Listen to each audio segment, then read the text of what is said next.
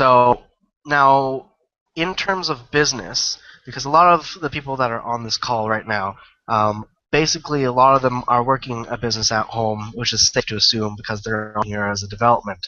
Um, would it be safe to say that you would recommend people to start planning for longer term process towards attaining goals, and that way they are able to remove the need of making money right now and thinking about just themselves? Would you think that'd be a good thing for the business? Definitely. I think that would be an amazing thing for a business because if you're a business without a vision or like a 5-year plan, you're not a business. You're just a thought. You're an idea. So it's the same thing with working out. And I like to apply this to anything because working out and business, they go hand in hand. You go to the gym twice a week, you're not going to really see results. If you only work in your business twice a week, you're not going to see results. But if you go to the gym maybe 5 days a week and for an hour, or if you work in your business 5 days a week for 5 hours, you're going to see results over time, which will kind of put itself into that long-term plan that you have. So it's kind of knowing where you want to go. And I like this because I work backwards when I work out. It's like I'll know what I want to be, and then say, okay, if I'm going to have my legs like a certain way, I'm going to have to do this many reps this week, this many reps that week, this many reps that week, this much weight, and so on. It's the same thing in business. If you know you want to make $100,000 in revenue, you can be like, okay, well, what business do I have? Uh, what's my product? How many of these are going to have to sell? And how am I going to get there? But then you go back, okay, $100,000 is the main goal. Now let's work backwards. How do I get my first 50,000? How do I get my first 10,000? How do I get my first 1,000? How do I get my first 500? And if people can work backwards with their goals in terms of business, they'll find it a lot easier. And I think they shouldn't set out to achieve like the $100,000 goal. Like that's a great goal, but I think you should kind of put it under.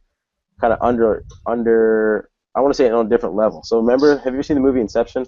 Yes. So all right, so you remember how the first level was kind of he was on the beach with his family and things like that. I don't remember exactly. In the second level, third level, I think it was like 3 or 4 different levels. Yep. And on the deepest, darkest level, it was where he didn't want to go. You know what I mean? So like people need to kind of plan out business in these different levels. So it's like imagine that deepest dark at that fourth level of that place you don't want to be. You're in debt. You're $100,000 in the hole, and your business is sinking. That third level is like okay, maybe now you're making like $20,000 a year. It's not where you want to be. That second level is like okay, you're at that $50,000 a year, and then at that first level it's like all right, well you're at your $100,000, and then above everything, you kind of want to have like, okay, well, I know when I go in each level, there's going to be different things I have to pull out, but you can't stay stuck in you can't stay stuck in that dimension, otherwise you're not gonna get anywhere. Right. Awesome. That was beautiful. That was beautiful. I really like the fact that you pointed out that you really want to know where you're going. You want to have a plan and then work backwards from it. That's definitely one of the things that a lot of my mentors have said quite clearly. And I like how you put it together with working out at the gym. I obviously I'm not as ripped as you are, but I do go to the gym on a regular basis in order to keep my mind clear for my business.